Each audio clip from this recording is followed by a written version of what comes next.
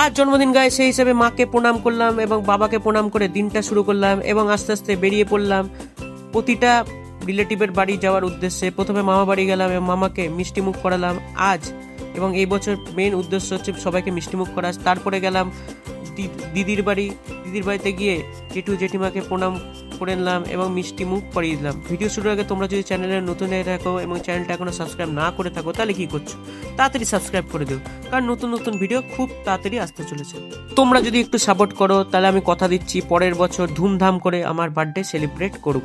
যাই হোক, এরপর দিদি আসার পর দিদিকেও প্রণাম করে নিলাম এবং দিদিকে প্রণাম করার পর দিদি আমাকে গিফট দিয়ে দিল এবং আমার প্রিয় সাবস্ক্রাইবারও আমার জন্য একটা দারুণ গিফট বানিয়েছিল। এই যে দেখতে পাচ্ছ গিফটটা, এবং সেই গিফটটা আমি দেখে নিলাম এবং দারুণ লাগলো গিফটটা।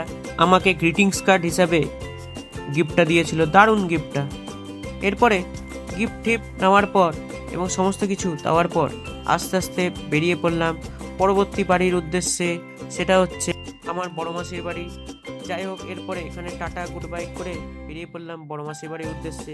মোটামুটি 10 মিনিট পর বড় মাসির বাড়িতেও চলে গেলাম এবং বড় মাসিকে প্রণাম করে নিলাম এবং মিষ্টিমুখ করে দিলাম।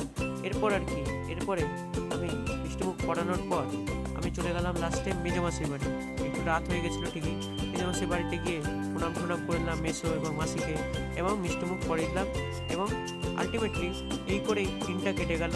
এরপরে আমি হোয়াটসঅ্যাপ খুললাম এবং সমস্ত হোয়াটসঅ্যাপ মেসেজে আমার জন্মদিনের উইশ ভরে উঠেছিল, তোমরা দেখতেই পাচ্ছ। যাই হোক, এইভাবেই আমি জন্মদিনটা পালন করলাম এই বছরের মতো। পরের বছর দেখা যাক কী হয়।